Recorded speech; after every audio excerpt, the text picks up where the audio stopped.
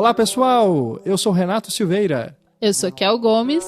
Eu sou Cecília Barroso. Em Foco, O Silêncio do Lago, de George Sluizer.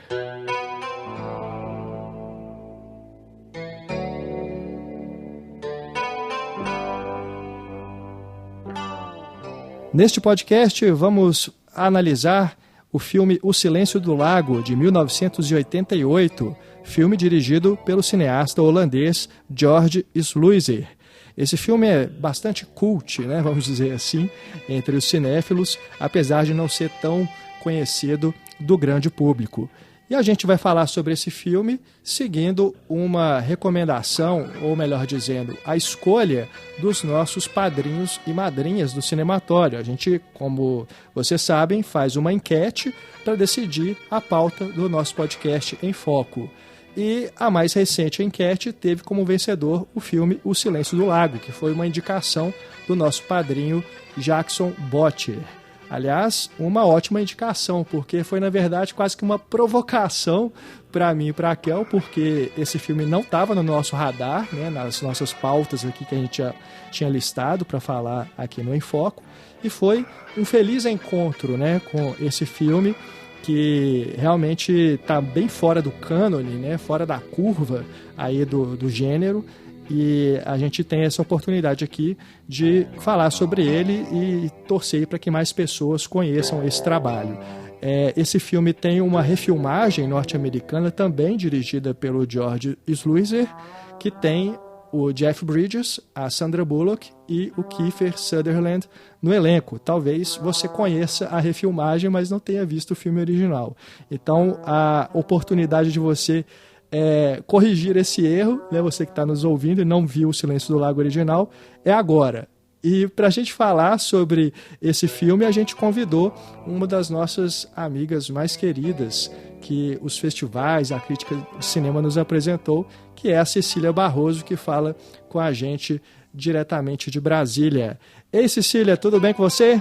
Oi, gente, tudo bom? Muito obrigada pelo convite, uma honra participar do Cinematório. E falando de um filme que eu assisti há muito tempo atrás, reassisti agora.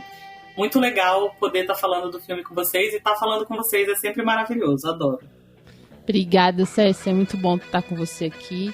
E saudades, né? A gente precisa rever logo, fazer um encontrinho.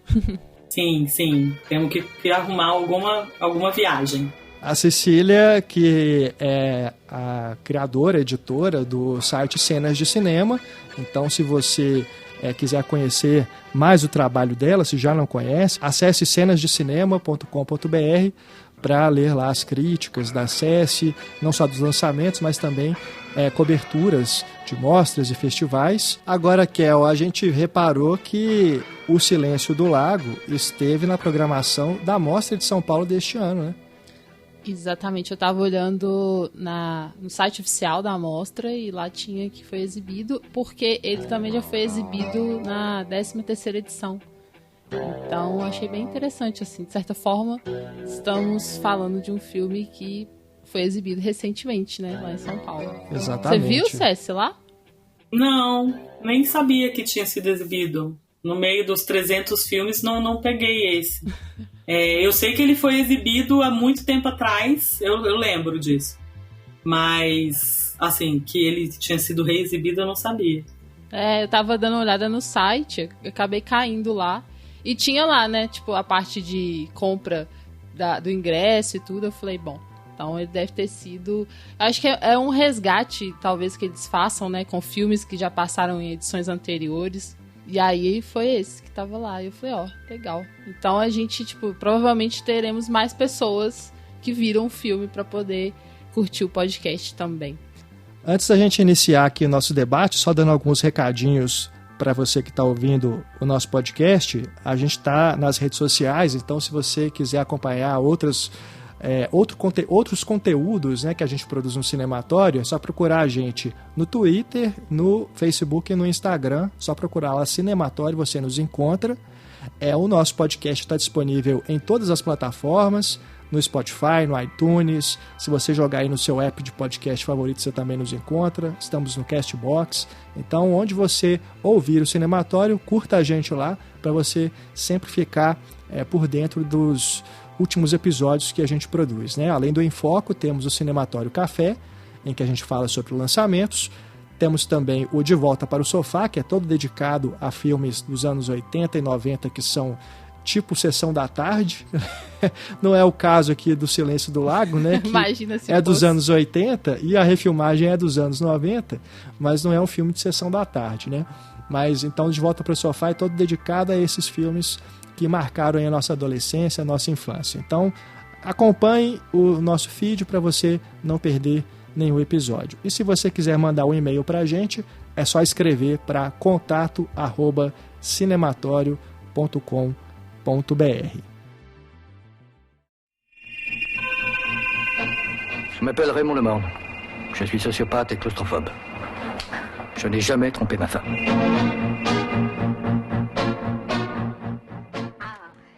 Acho que cabe a gente fazer aqui rapidamente um resgate da carreira do George Sluizer, né, que é um diretor que não é tão conhecido assim. Apesar disso, ele inclusive tem uma carreira aqui no Brasil, né? Ele já dirigiu um filme brasileiro que é A Faca e o Rio, dos anos 70, né? Além disso, ele tem outros filmes que envolvem aí uma trama policial, né, como, por exemplo, Envolvido com o Crime, de 1996. E uma curiosidade é que ele dirigiu um dos últimos trabalhos do River Phoenix, né, o River Phoenix que morreu muito novo, né, com 23 anos, e ele estava filmando o Dark Blood quando ele faleceu. Tinha ali cerca de 80% do filme pronto, não foi finalizado na época, mas em 2012 o George Sluizer decidiu completar o trabalho e acabou que esse foi o seu último filme também, né, Dark Blood, que chegou aos cinemas então finalmente em 2012. O George Sluizer que faleceu em 2014. É uma carreira bem curiosa, né, que tem essas particularidades aí com alguns filmes, e com esse que a gente vai falar hoje, O Silêncio do Lago, tem essa curiosidade de o George Sluizer ter dirigido também a própria refilmagem que foi feita em Hollywood em 1993. Aí mais para o final do programa a gente fala especificamente sobre essa nova versão. A gente vai ficar concentrado mesmo aqui no Silêncio do Lago de 1988, que tem 2 títulos. O título original em holandês é Spoorloos, e incrível esse título. Em inglês adoro. é The Vanishing, né? Raquel gostou, né, desse título original, né? Quem me conhece sabe que eu sempre fico prestando atenção nos títulos, e esse é bem legal, né? Spoorloos. Que significa? Sem deixar rastros. Ou se uma tradução aí, pegando o título em inglês, né, The Vanishing, seria o desaparecimento simplesmente. Mas sem deixar rastros, com certeza é mais poético. Mais poético. Mas, bom, esse título do Brasil, O Silêncio do Lago, me põe a pensar. Por quê? Eu sei por quê. Diga, Céci. Esse filme, ele foi lançado aqui depois do outro, né? Depois da refilmagem. E na refilmagem a casa é no lago. E aí tinha O Silêncio no Lago, e aí, como ele foi lançado comercialmente no Brasil depois, ele adquiriu esse nome pela refilmagem. Foi batizado depois da refilmagem. Porque a casa nem é no lago. Eu fiquei pensando, mas por quê, afinal de contas? Será que teve alguma coisa que eu não captei? Enfim, bom saber então que ele foi lançado depois. Então, obviamente, eles tiveram essa decisão comercial, né? Pra ligar um filme a outro. Quando o VHS saiu, já tinha saído o do Kiefer Sutherland. Do Jeff Bridges, na verdade, né? Do Jeff Bridges. A gente vai falar disso mais pra frente. Isso. Bom, o Silêncio do Lago de 88, né, o original, é um thriller psicológico, eu diria, existencialista. Né, porque ele não é exatamente um filme assustador, né, Kel? Ele tem ali, claro, o seu terror interno acontecendo, né? Mas trabalha muito mais nesse lado psicológico, né? Pelo menos pra mim, não tem esse fator aterrorizante, né? No sentido mesmo da palavra, assim, de provocar medo, terror, mas ele é mais instigante, ele cria essa tensão psicológica de uma maneira que eu achei totalmente fora de curva, sabe? É uma maneira diferente, né? Quando você assiste ao filme, você sente que ele é diferente, assim, na forma como ele tá abordando aquele tema. Tem uma coisa interessante na definição de terror e de horror, que diz que o terror é quando você não sabe o que vai aparecer, né? E o horror não. O horror é o que você já tá vendo e você fica com medo. E o terror é essa coisa que você não sabe e que vai te deixar com medo. E eu acho que esse filme cabe bem a coisa do terror, porque é isso, assim, a gente nunca sabe aonde vai chegar. É um filme que vai caminhando e você nunca sabe onde ele vai dar, assim. Ele é todo surpreendente e trabalha muito bem essa coisa da tensão, como a Kel falou, né? Assim, a gente está sempre tenso pelo próximo evento, pelo próximo acontecimento. Eu acho que, por exemplo, spoiler pode, né, gente? O filme é de 88. Pode. A cena do café, a gente fica muito, muito ansioso pelo que vai acontecer depois do fade, assim. Sim. Então, acho muito interessante como ele constrói essa narrativa também. Exatamente. Essa tensão, né, eu acho que é o principal mérito que o George Sluizer consegue nesse filme, porque ele trabalha isso desde o início, porque naquela viagem de carro que o filme abre, do casal principal, né, o Rex e a Saskia, né, ali você já fica tenso com aquela relação. Porque você percebe que tem, sei lá, não sei, não é dada a informação de quanto tempo que eles estão juntos, como eles se conheceram, mas você sente que tem alguma coisa ali que não está muito bem. E quando eles param dentro do túnel, né, sem gasolina, a forma como ele trata, né, a namorada é de uma agressividade impressionante, né? Aquilo é muito incômodo, né? Você fica realmente assim, tenso por ela, né? E assim, dá uma angústia de tipo, cara, tá no escuro, tá sozinha dentro do carro e o cara pega e fala, vou embora, tchau.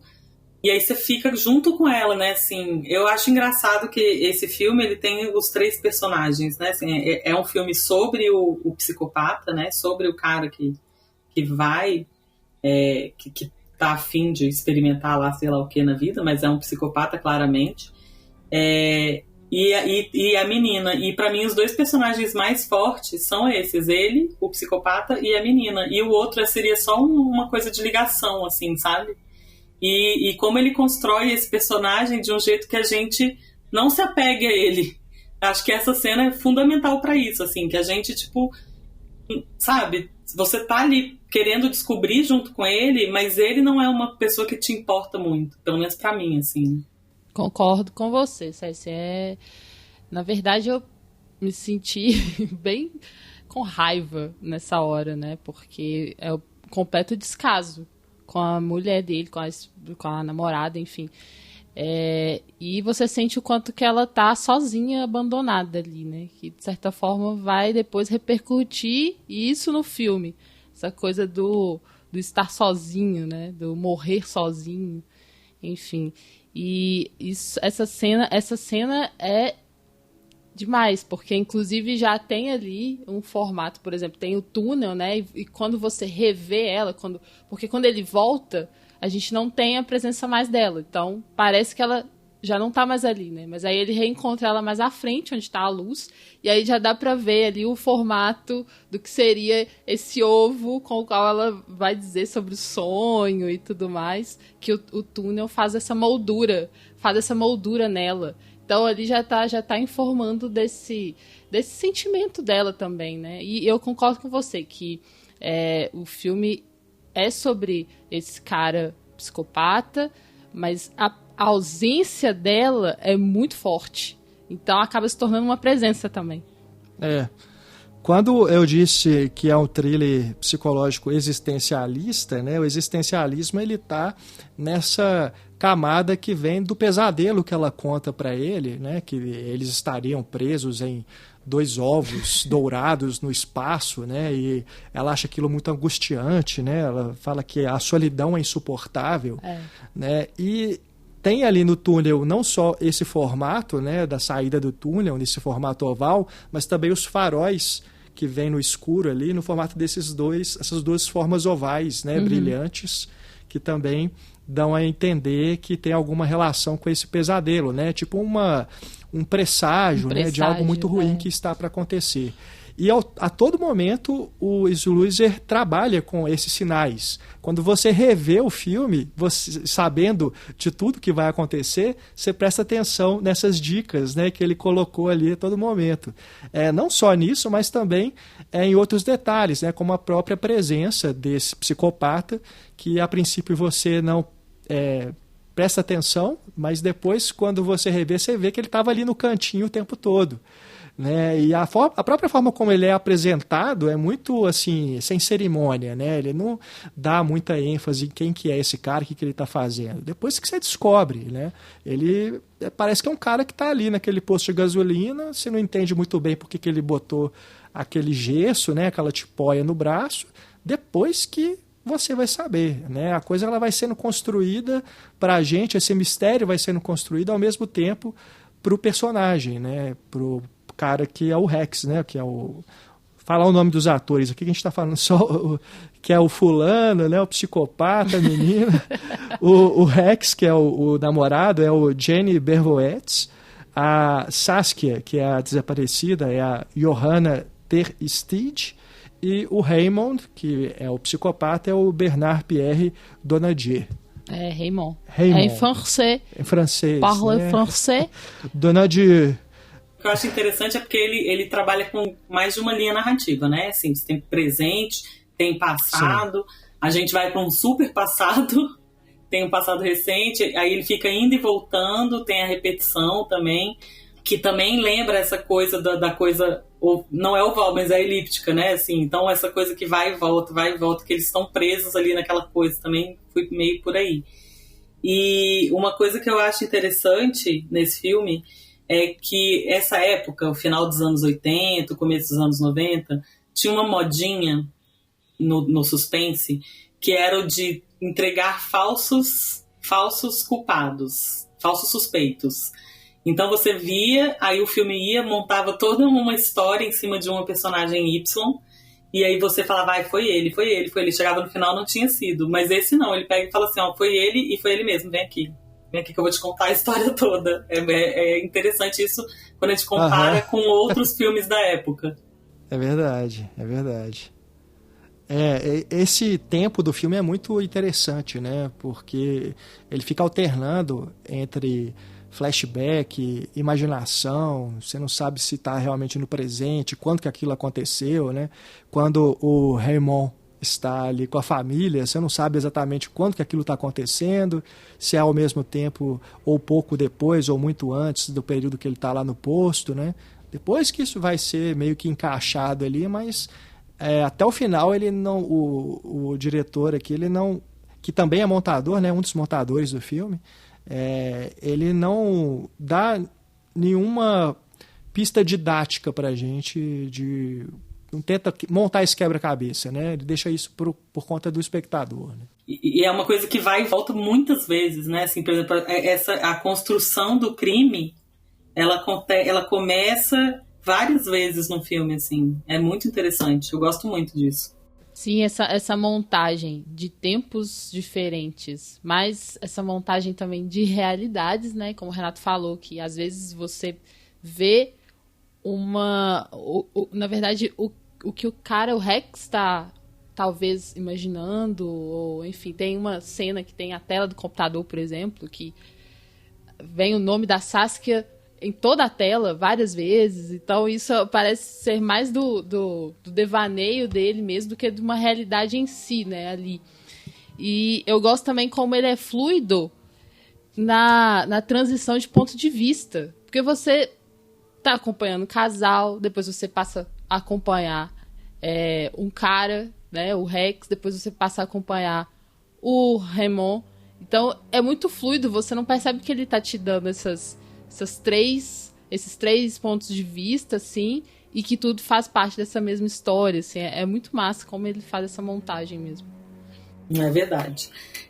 Mas pra mim, assim, que é até uma coisa de desprotagonismo. Porque como a gente começa com esse casal, fica naquela história de coisa, e depois quando sai pro antagonista, que não é mais antagonista, vira o protagonista, aí fica com ele, né? Assim, aí eu acho que o filme não volta, mesmo que as outras personagens apareçam, o dono do filme é o Raymond. Eu concordo. E que personagem, né? Que figura... ao mesmo tempo repugnante pelo que ele está fazendo, mas fascinante, né? Porque a construção desse assassino, desse psicopata, é muito incrível, né? Todo aquele momento, aquele período que o filme passa com ele, mostrando ele criando o método, né? Ensaiando como que ele vai abordar as vítimas. E aí você percebe que ele não fez nada assim, ele não foi atrás da Saskia porque era a Saskia, foi uma escolha aleatória, né? E que aconteceu por acaso, né? Sim. Inclusive ele vai atrás de outras pessoas, né? E uma das cenas para mim mais perturbadoras é quando ele faz o ensaio com a filha, né? Porque ele vai pegar lá na escola. E aí ele faz aquilo de trancar a porta e, ao invés de simular ali o clorofórmio, né, com o lenço, ele aperta o nariz dela, né, tipo numa brincadeira. Mas é algo assim, que você viu antes o que ele queria com aquele gesto, né? E ali ele faz aquilo com a própria filha, você já fala assim, cara, esse aí tem uma mente perturbada mesmo. Ele é muito sem emoções, sem sentimentos, né? Bem psicopata tradicional mesmo. Mas aí o que eu ia falar da coisa de você, de como ele vai atrás das outras pessoas, né? Assim também, como é essa aleatoriedade da escolha e como dá o azar de ele primeiro vai atrás dela e depois ela acaba indo, né? Assim, ela acaba caindo na arapuca. É muito bom isso. Fica... Porque quando a gente vê a primeira vez, quando a gente... ela sumiu, foi ele mesmo, não sei o quê. A gente cria uma história na nossa cabeça. Né? A gente cria como é que foi essa abordagem. Quando a gente vai vendo ele desenvolvendo o método, a gente vai imaginando o que ele fez com ela na cabeça. E aí, quando a gente vai ver, não, foi uma coisa totalmente diferente... E é meio que brincar mesmo com a imaginação do espectador, né? Tipo assim, você achou que foi assim? Não foi nada disso, foi assim. Então, ele não brinca com a coisa do falso suspeito, mas ele brinca com a nossa capacidade inventiva ali da construção da ação, né? Isso é muito interessante.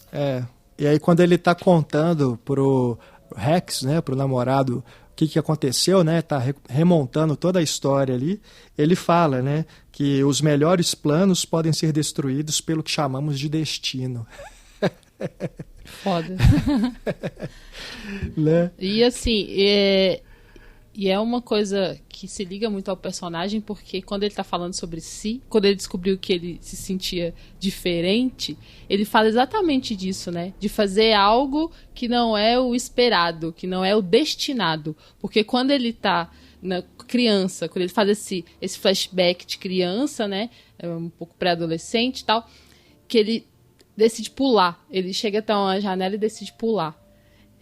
E aí ele fala, o destino, o que seria predestinado era eu não pular, chegar ali e não fazer isso. Então, ele parece que está se testando nessa questão do que é destinado para ele, do que é aleatório, sabe? O que é a escolha dele. Ele é muito racional. E uma coisa que eu adoro nesse filme é porque ele é um cara psicopata, como a gente já falou aqui, ele não tem remorso em matar, não é um problema para ele, mas ele é como se fosse um homem comum, seu vizinho que você encontra todo dia. Isso é uma ótima representação pra gente pensar que esses monstros, eles não têm cara de monstro. Eles são pessoas comuns que estão por aí. Eles não vêm com nada escrito, né? Olha, eu posso te matar, olha. Então, assim, o filme faz isso de uma maneira muito brilhante porque ele é até um pouco desajeitado, né? Como ele vai testando as coisas, ele tem essa inteligência de pensar no método e ensaiar, mas várias vezes não dá certo, e às vezes ele tá também titubeando, não sabe se vai mesmo fazer isso, enfim. Então, é esse cara comum, sabe? E é o que faz você pensar assim, poxa, a nossa vida, ela é muito frágil mesmo, porque a gente tá lidando com desconhecidos o tempo todo. Sim. A partir do momento que você sai de casa, sabe? Então, isso é muito bom, isso é muito importante para abordar esse cara que não é monstro em si, sabe? Ele é o que ele é e a gente fica à mercê disso. Porque muitas vezes quando eu vejo, por exemplo, casos, né? Nossa, matou a mulher, matou a namorada, ou nem precisa chegar à morte, mas se fez algum tipo de violência, qualquer delas, às vezes as pessoas falam, nossa, mas era um cara bom. Ah, mas era um cara respeitado. Nossa, ninguém imaginava que faria isso. É exatamente isso. Sim. Ninguém imagina até a hora que faz. Sabe? A coisa da psicopatia, ela é muito louca, porque ela é mesmo uma coisa, um distúrbio distúrbio não, uma patologia. Não sei como é que se define a psicopatia, mas é uma coisa que é silenciosa mesmo, assim. Você pode ter um filho psicopata e se você não conhecer determinados sinais, assim, você não vai saber disso até que alguma coisa aconteça, entendeu? É muito louco.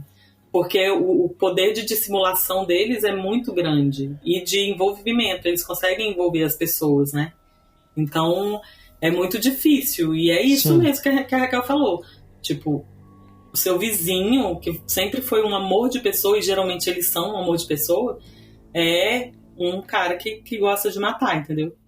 Nossa Senhora. Não tô falando do seu vizinho. Um vizinho qualquer pode ser. Tomara que não. Mas duas coisas sobre isso do ser um cara comum, né? Uma é que é tão comum que ele faz os testes com a própria família. E além desse do carro com a menina que eu citei, tem também o teste das aranhas, né? Que ele faz isso na hora que eles estão almoçando, jantando, não sei, né? Porque ele faz aquilo para testar o alcance dos gritos, né? Depois ele vai falar com o vizinho lá, o zelador, não sei, se ele escutou alguém gritando, né? Ou seja, ele plantou aquilo ali tudo para poder testar se o grito de alguém naquele lugar seria escutado, né? Que seria, na verdade, o grito da vítima dele. Tudo de caso pensado. Tudo. E a outra coisa disso de falar com estranhos, né? De se envolver com estranhos, que a Saskia, quando ela vai, antes de entrar no carro dele, ela para e pensa duas vezes, mas na hora que ela vê a foto de família no painel do carro ele com a família, aí ela meio que tranquiliza e entra, né? E aí é papum, né? Nem dá tempo. Ela senta no carro e ele já vai colocar o cloroforme ali para ela desmaiar. Pessoa de bem, tem uma foto de família, então, né? Não deve ser perigoso. Vou entrar. Hoje a gente está vendo, né, quantas pessoas aí que são de bem, né, ou que a gente pensava que eram, e que revelaram uma face bem maligna, né? Não chegaram a matar, mas estão apoiando, né, a morte e as coisas ruins e maléficas que estão acontecendo com muitas pessoas aí. É verdade. Nem vamos entrar nesse detalhe que já deprime. Não vamos. Que não é um detalhe, né? Enfim, o recado tá dado, é isso mesmo, gente. Retomando aqui o filme, tem ali um salto de 3 anos, né, depois que acontece o desaparecimento, e eu acho isso muito legal também, porque você meio que não espera que aquilo ia acontecer, né, que ia ter esse flash forward. E ele fala, né, o Rex fala que é a 5ª vez que o Raymond tinha mandado um cartão postal para ele, né? Ou seja, aquilo ali teve uma elipse, né, que aconteceu muita coisa que a gente não viu, mas que na hora que você tem essa informação você fala, caramba, né? Isso virou uma obsessão, tanto para o Rex, que está procurando a namorada ou ex-namorada há 3 anos, quanto para o Raymond, né, que diante dessa situação, percebendo que o Rex não esqueceu aquilo, fica obcecado também pelo cara, né? E aí vai se tornar o novo desafio dele. Quando eu vi o filme a primeira vez... Não, mentira. Quando eu vi o filme agora, né? A primeira vez eu não tinha nenhuma informação sobre isso. Mas, hoje em dia, que eu já vi muito filme de psicopatia e de outras coisas similares, tem um desvio desses aí, que a pessoa, ela tem a necessidade de aparecer e de se mostrar superior às outras. E aí eu meio que enquadrei ele nesse lugar, assim, sabe? Mas depois eu falei, não, ele é psicopata mesmo, não tem... Agora eu esqueci o nome da doença, olha que ótimo, a pessoa vem, fala e esquece, mas é não sei o que, cruel. Vou dar uma pesquisada aqui e vamos continuar, mas poderia ser enquadrado nisso também, assim, sabe? Sim, ele chega até a mencionar que se você procurar numa enciclopédia, num livro, você vai encontrá-lo abaixo ali de sociopata, né? Ele sabe, inclusive, do que ele sofre. Narcisista cruel.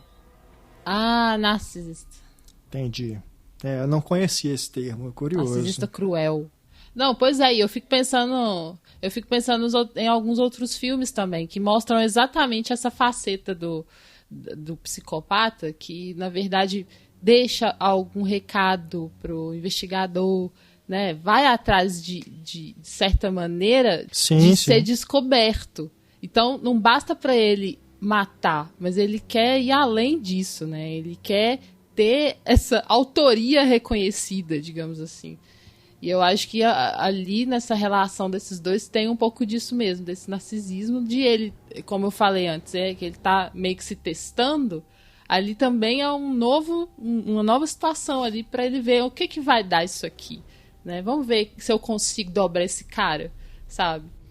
Olha só, gente, eu descobri aqui que eu falei tudo errado. É narcisista perverso, não é cruel. Perverso, tá certo. Depois ali que tem esse momento, né, que começa essa segunda metade, né, do filme, vamos dizer assim, esse segundo ato, eu me lembrei muito, não sei se é uma inspiração direta ou indireta pro Sluizer, do Um Corpo que Cai, do Hitchcock, porque estamos lidando aqui com um personagem que é obcecado pela amada, né, que desaparece, que acontece alguma coisa trágica com ela, e isso vira um trauma para ele, né? E eu acho que aqui o Sluizer ele constrói o roteiro mais ou menos nessa mesma chave do Hitchcock, né, de ter esse segundo momento em que vai ter inclusive uma outra mulher, né, que é essa nova namorada dele, e que aquilo começa a virar uma obsessão assim, sem controle, né? Então me deu assim, essa impressão de que tem algo ali do Vértigo que acabou influenciando o Sluizer. Só que, na verdade, me parece que assim, é como se fosse um filme, uma trama hitchcockiana dirigida pelo Michael Haneke, ou algo assim, sabe? Um diretor que tem esse estilo mais seco, mais cru.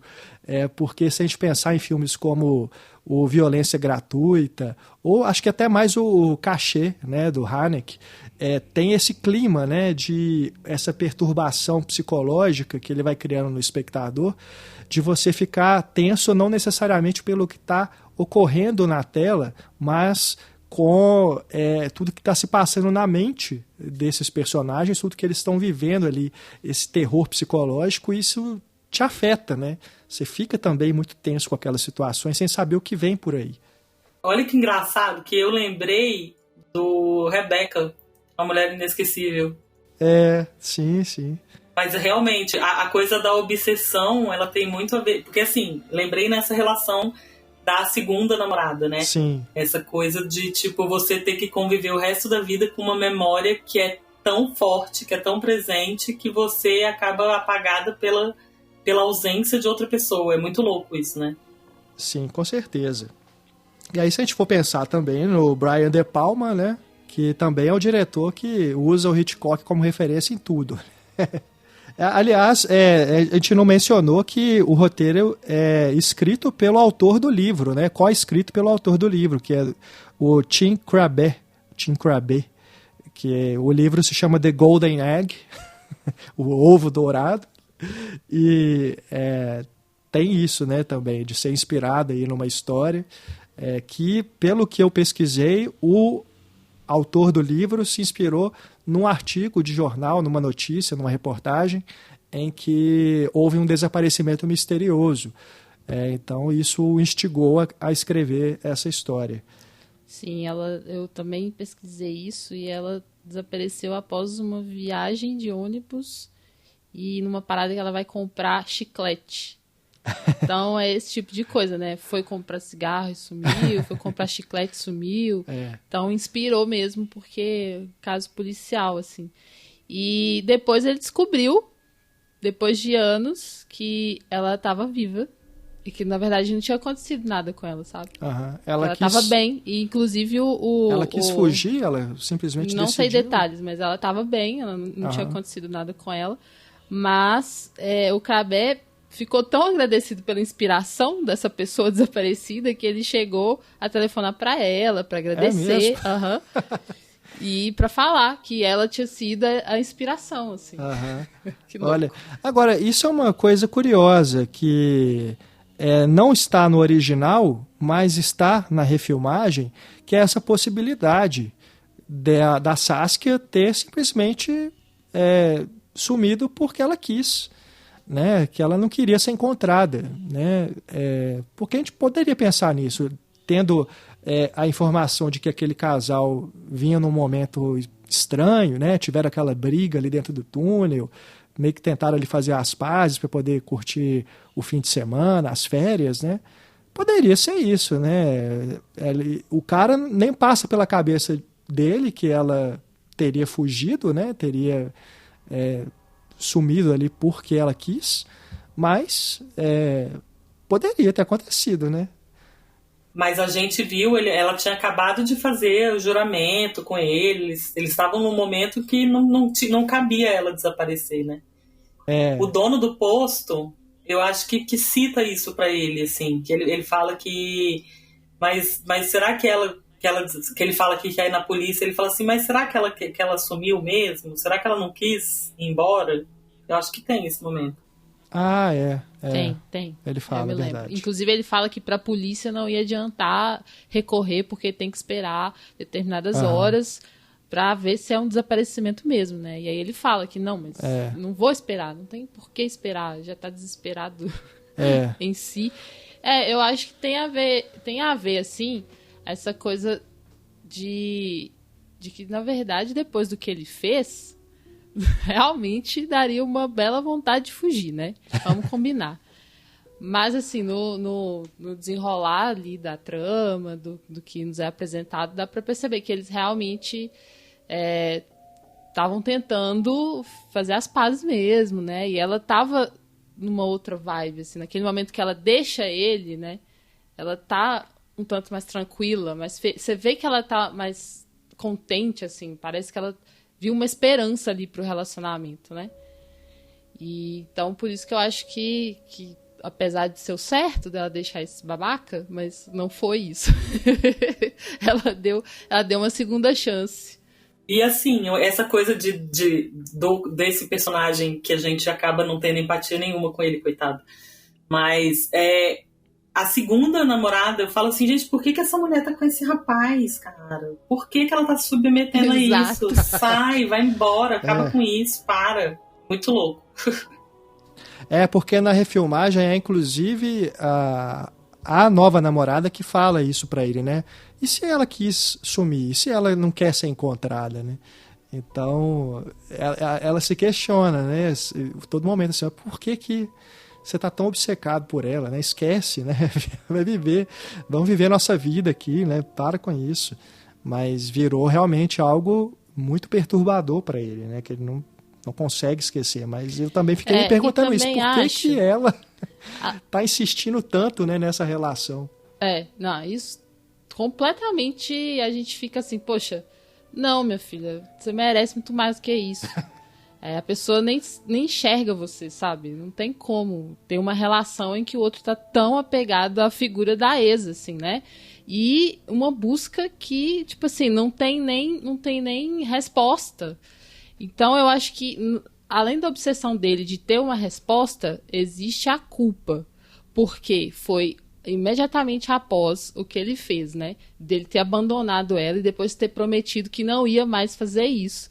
E aí que ela desaparece. Então eu acho que rola essa culpa nele também do que ele fez lá no túnel, sabe? Além da obsessão de saber o que aconteceu.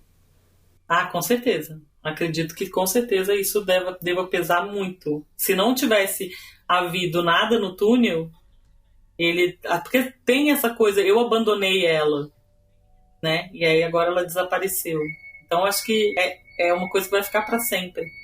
E na hora do café, né, que ele tá lá aguardando o Raymond aparecer, ele ainda passa por isso tudo de novo, né? Porque a nova namorada, tem uma hora que ela vai embora, né? Ela sai, deixa ele lá sozinho, e aí ele sai correndo na rua desesperado, gritando o nome dela. Então ele revive aquele momento de novo, né? Tá preso, né? Tá preso nisso. Tá preso no ciclo, aquela coisa que eu tava falando no começo, desses ciclos, né? Sim, sim. Isso é interessante também, né? Essa coisa de ficar preso no ciclo, porque se a gente pensar no símbolo do infinito, são também duas formas ovais juntas, né? Oh. E que na refilmagem é assim, enaltecido a todo momento, é quase que assim, jogado na sua cara. Se você não entendeu, é isso. Que horror! E essa coisa do infinito me faz pensar também na construção do personagem do Raymond. Porque você vê essa coisa do gesso, né? Aí quando ele ganha o álbum de presente das filhas, você vai ver que na foto que ele tá do dia que ele pulou da varanda, é ele com um gesso. Então, assim, ele meio que se apega a esse momento para construir esses outros momentos horrorosos, né? Mas é isso, assim, tipo, tá lá o gesso na mão, igual ele tinha o gesso na mão na fotografia. Então você vai construindo vários ciclos, assim. O filme permite que você vá fazendo várias conexões. Não douradas, mas conexões.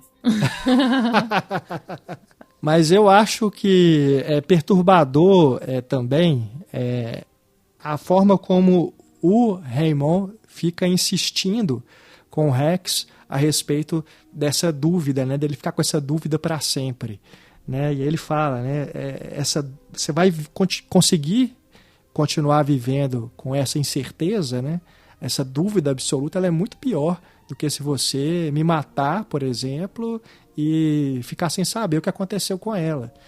E você fica também curioso, né? Você fica assim, cara, eu quero saber o que aconteceu com a Saskia.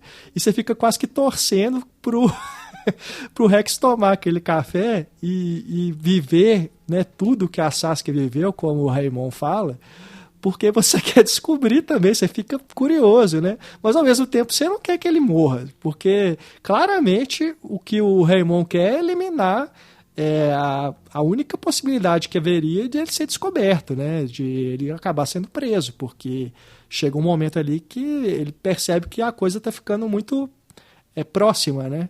E que esse crime perfeito que ele bolou pode acabar indo por água abaixo. São poucos diretores, né, que conseguem, que têm essa habilidade, né, de manipular a gente nesse ponto. Sem usar de trilha sonora clichê. Sem usar de trilha sonora manipulativa de sentimentos, no sentido assim, agora é para te deixar né, sentindo medo, agora é para te deixar no mistério. Não, sim. É uma trilha sonora muito louca. Eu adoro a trilha sonora do filme, adoro, que tem aquele baixo, uns acordes, assim, parece que é um jazz, né, uma coisa meio dissonante, assim, ela vem e volta, some, é uma coisa muito climática, né, que vai te perturbando, né, junto com o personagem, né, porque ela surge em momentos muito chave, assim, né, ela não fica presente o tempo todo ao contrário do que acontece na refilmagem, né? Que apesar de ser o Jerry Goldsmith, que é um compositor que eu adoro, a trilha sonora do remake, ela estraga a experiência por isso, porque ela tá ali o tempo todo, né? Comentando o filme todo para você. E ela não tem a mesma função que tem aqui no original, né? A música do Annie Vritten. As pronúncias dos nomes são ótimas, né? Mas é isso. É o mesmo diretor que se entrega para esse jeito facilitado de fazer filme, né? Então, assim, mas realmente a trilha do Dark Blood é muito interessante também, que é esse último filme que você falou do River Phoenix. É um filme todo louco, é muito doido o filme. Pois é, eu não sei exatamente o que levou o Sluizer a fazer a refilmagem, né? Se foi uma proposta que partiu do estúdio para ele ou se foi algo que ele buscou, porque pelo que eu estava lendo, ele ficou muito endividado com o original. Então, às vezes foi uma questão até assim de levantar uma grana, né?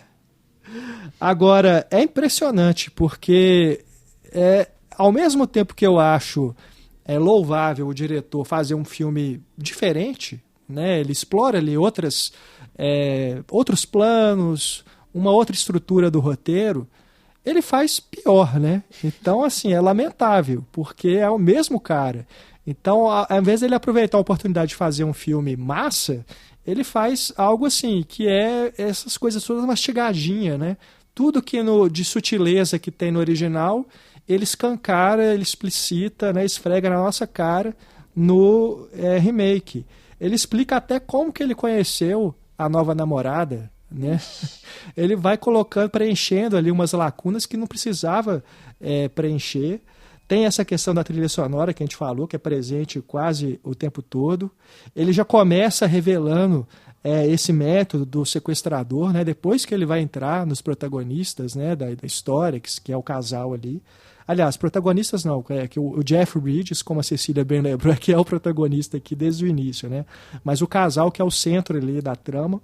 E sei lá, parece que ele quis fazer mesmo assim, um filme para americano ver, meio que pensando assim, americano não vai pegar, né, esse estilo de filme mais diferente, né? Mas que não tem esses códigos todos, né, que os filmes de estúdio seguem, ou se foi realmente alguma interferência do estúdio, né, coisa de produtor que pediu para ele mudar e tal, não sei. Mas só um comentário que me incomoda demais na refilmagem, mas como eu falei, eu não lembro direito muito do filme, mas uma coisa que me incomodava demais era que na versão original, a Saskia, não sei falar o nome dela, Saskia, ela é uma menina, ela é uma pessoa super pra cima, lógico que eles têm os momentos de tensão ali no começo, mas ela é uma mulher super pra cima, super de boa, querida, assim, sabe? Bem-humorada, uma pessoa que, tipo, tá tendo problema no relacionamento, mas isso não faz um transtorno na personalidade dela. E a Sandra, ela, posso estar enganada, mas que eu me lembre, ela já começa o filme meio paranoica, assim, meio não quero, vamos voltar, vamos não sei o quê. Então, assim, esse jeito de construir a personagem que desaparece e que é tão importante no primeiro filme, aqui meio que se perde mesmo. E parece que vira mais um filme daquele novo casal tentando descobrir o que aconteceu com a menina. Então, assim, como se ela não tivesse importância. Então, partindo do pressuposto que o mais interessante no filme é a ausência da personagem, você fazer um filme onde isso não existe mais é meio louco, né? Assim, meio você jogou no lixo a tua história. E não, isso que é curioso, né? Porque a Sandra Bullock aqui bem no início da carreira, e ela tem bem menos tempo de tela do que a atriz holandesa, né? Nesse papel. A atriz que tem mais presença no remake é a Nancy Travis, que faz a nova namorada. Agora, se você for analisar as carreiras, né, a Nancy Travis hoje, eu não faço ideia do que ela tem feito. É a mulher que desapareceu hoje. Ela que é desaparecida. Tá e a Sandra que deslanchou, né? Ô dó. Eu não vi o filme, gente. Não, e o final é terrível, né? Porque, apesar dele ir até o final do original, com essa coisa do cara ficar ali enterrado vivo, né? Depois ele prossegue dali com uma reviravolta que totalmente desnecessária, né? Ele que se esforça para estragar a história. E até a narrativa, né, que tem essa coisa que a gente comentou bacana dele ficar trocando os tempos, né, o flashback, né, o passado vindo, se misturando com o presente. No remake ele faz a coisa ficar bem mais linear, sabe? Já diagnostiquei o que aconteceu. Já diagnostiquei o que aconteceu. Eu não vi a refilmagem, mas pelo que vocês estão contando, eu acho que ele quis provar que estúdio ferra tudo e que o que vale é o cinema autoral. Boa.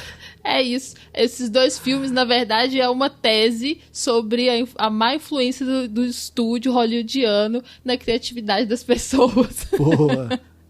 Olha, se ele quis provar isso, ele provou com mérito, viu? Porque realmente... Mas é isso, eu tenho que rever. Ou não, né, Renato? Ou não, melhor não. Tem muitos filmes pra gente assistir, talvez não seja necessário. Eu acho que eu não vou ver, a chance era agora, Cecília. Pro e podcast. Aqui, eu fiquei imaginando ele dando uma masterclass, e aí ele mostra o filmão que ele tem, né? O Silêncio do Lago, o Spurlus. E aí ele vai falar, agora o contraponto. Gente, eu mesmo fiz exatamente pra mostrar pra vocês que tá tudo igual. A única diferença é que estamos em Hollywood e aqui as coisas são assim. Então é perfeito pra isso. Mas ao mesmo tempo, assim, eu acho esses exercícios, né, de um diretor dirigir a própria refilmagem, né, eu acho isso interessante de acompanhar, né, de fazer a comparação. Mas aqui porque inclusive aqui é bem diferente do que, por exemplo, o Haneke, né, que eu comentei anteriormente, fez com Violência Gratuita, porque ele refilmou nos Estados Unidos em inglês, com elenco famoso, né, mas com o objetivo de fazer o filme chegar nas plateias norte-americanas, né, porque ele fez o Violência Gratuita para comentar e criticar a forma como a mídia, né, trabalha assim, essas questões de manipulação do público, né? Então ele queria que os americanos vissem o filme. Então ele foi e refez exatamente, assim, plano por plano praticamente, ele refez o Violência Gratuita lá em Hollywood, né? É uma outra proposta, né? Mas tem outros casos assim, em que você vê... talvez não o diretor estrangeiro indo para Hollywood refazer o mesmo filme, mas às vezes é um cara que é talentosíssimo, né, que fez um filme massa no país dele, mas vai para Hollywood e faz uma bobagem, uma porcaria, porque não conseguiu trabalhar com essa coisa do estúdio ali em cima, né, do produtor, moldando tudo e não deixando ele ter essa liberdade criativa, né? Tem vários exemplos, né? Bom, voltando então aqui ao Spurlus. Algo mais que vocês queiram comentar? A gente fazer umas considerações finais aí sobre o filme pra gente ir caminhando aqui pro final do programa? Acho que eu falei tudo já do filme. Mas é isso, acho que é um filme que precisa ser descoberto, que as pessoas precisam assistir. Já entendi que eu não preciso ver a refilmagem, que ela é desnecessária. Mas o filme original, realmente, ele trabalha muitas coisas de maneira muito consciente e muito eficiente. E eu acho que é um filme que merece ser conhecido, sabe? Assim, é um filme que se fala muito pouco. Nem quando a gente fala de suspense ou de terror psicológico, se lembra desse filme. E é um filme que merece ser lembrado. Que bom que a gente está fazendo podcast sobre ele, porque de repente dá a ideia das pessoas irem atrás e procurar esses filmes. Eu vi em VHS a primeira vez, imagina. Nem existe mais a tecnologia. Mas agora tá mais fácil da gente conseguir, né? Então... Com certeza. Ele, inclusive, ganhou uma edição caprichada da Criterion, né? Em Blu-ray e tudo. Então, quem tiver acesso a essa cópia, recomendo fortemente, porque até na questão assim, estética, né? É um filme que ganha muito, né? Em alta definição. A fotografia que a gente acabou não comentando, né? Do Tony Kuhn, que é o diretor de fotografia suíço. Esse é o trabalho mais conhecido dele. Um fotógrafo muito bom, né? Tem imagens ali magníficas. Tem um plano especificamente em que o Raymond olha para Saskia dentro do carro, né? E reflete a imagem dela assim no óculos No dele. óculos, é muito um massa. plano muito bonito. Lente né? que não é antirreflexo. É. Mas agora eu estou entendida dessas coisas que eu tô usando. Ah, olha aí. Outra cena que é muito boa também são as cenas dentro do negócio, né? As últimas, no final do filme, são cenas excelentes também. Com quase nenhuma Sim. luz, muito boas. Sim. Só a luz do farol, né, do carro. Inclusive aquela cena que ele tá decidindo o que vai fazer, o Rex tá decidindo o que vai fazer, assim. Que ele fica rodando. Você vê a desorientação completa da pessoa, até na forma ali como ele tá se apresentando pra gente, né? Porque você também não sabe. Quando ele coloca a decisão, você quer saber ou não quer saber? Pra saber tem que tomar. E aí ele foge, ele corre, é totalmente desorientado. Na Eu gosto chuva, muito né? disso.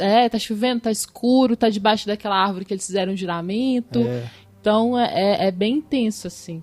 Eu também gosto pra caramba dessas, até das imagens mesmo, como elas se apresentam. Até também os detalhes, que depois você vai percebendo, que você falou no início um pouco, que ele o tempo todo deixou detalhes ali desse crime, sabe? É a latinha que tá no chão, amassada, que era a latinha que ela tinha comprado, né? Os dois refrigerantes que ela tinha comprado. Então, você vai percebendo como que ele montou isso pra você fazer esse quebra-cabeça, né?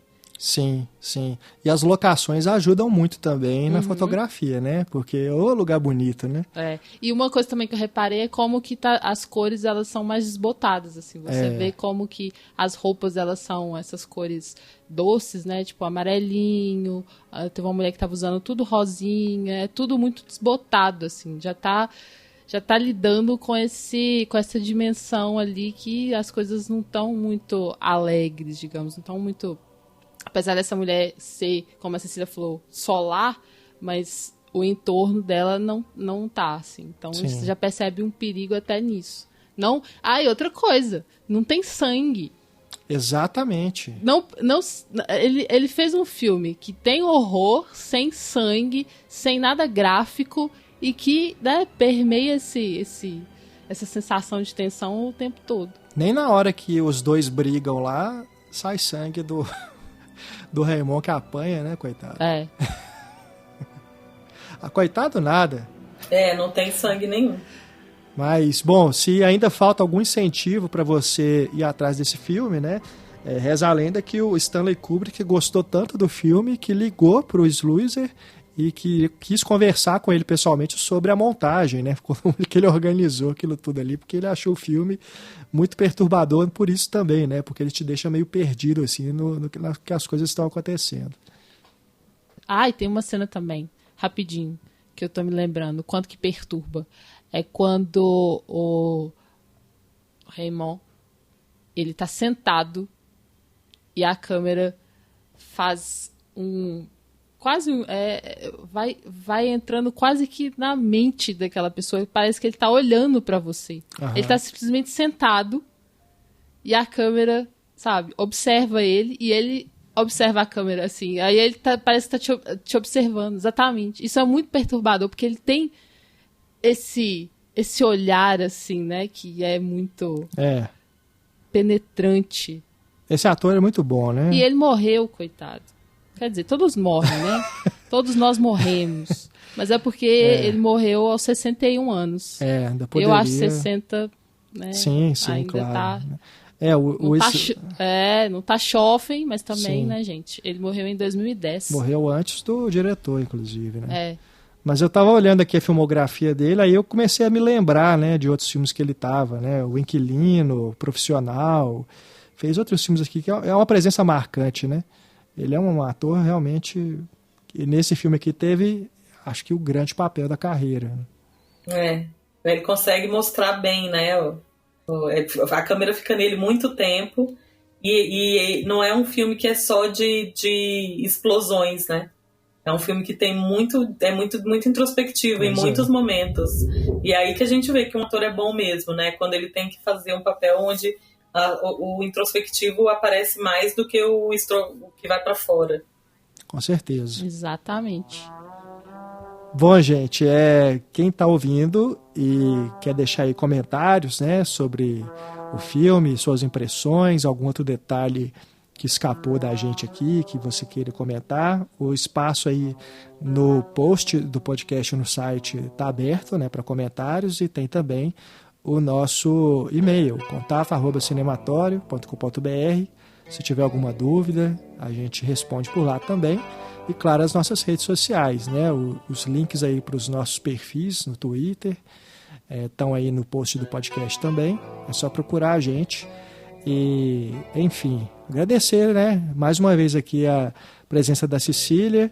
Foi um papo muito bom aqui sobre esse filme, e a gente já deixa aí aberto o convite para uma próxima ocasião para a gente gravar sobre outro filme, outro festival, outro assunto. O que for sobre cinema, é sempre muito bom conversar com a Cecília, né, Kel? É bom demais, César, tá? A gente tá de portas abertas, assim, para sempre que você quiser e puder, porque a gente ama conversar contigo e a gente tem certeza que nossos ouvintes também. Inclusive, deixa aí pros nossos ouvintes onde que eles podem te encontrar. Então, gente, é um super prazer estar participando com vocês aqui mesmo, de verdade. É um casal que eu adoro estar conversando e falando sobre cinema. Volto todas as vezes que vocês me chamarem. É só me chamar que eu venho feliz. Falar de filme, de festival, de futebol, do que vocês quiserem. Estamos aí para conversar, mas prefiro falar de cinema, tá, gente? Por isso que eu acho que, sim, o lugar onde o pessoal vai me encontrar mais fácil é mesmo no meu site, o cenasdecinema.com ou .com.br, Cenas de Cinema. A partir de janeiro vamos ter mudança no site, nas redes sociais, vamos entrar com alguns produtos novos e vai ter mais Cecília falando de cinema junto com outras pessoas que vão começar no site também. E é uma honra estar aqui com vocês são sensacionais. Muito obrigada pelo convite e eu espero repetir logo. Quero mais. E obrigada, gente. Um beijo para quem ouviu. Assistam o filme, vale a pena. Pô, maravilha. A gente fica aí na expectativa, então, para conhecer as mudanças, as novidades no seu site, Cési. Valeu demais e em breve a gente volta, então, a bater um papo aqui com a Cecília e falar sobre outros filmes, outros clássicos, outros diretores aqui no podcast Em Foco. Então é isso, gente. Nos acompanhe nas redes sociais, lá no site, no feed. Caso você queira participar das escolhas de pauta, de quais filmes nós vamos abordar aqui nos podcasts, basta você nos apoiar na nossa campanha de financiamento coletivo, sendo nossa madrinha ou padrinho, tá bom? Então, beijo, até a próxima. É isso, pessoal. Muito obrigado pela audiência. Um grande abraço, até mais. Tchau.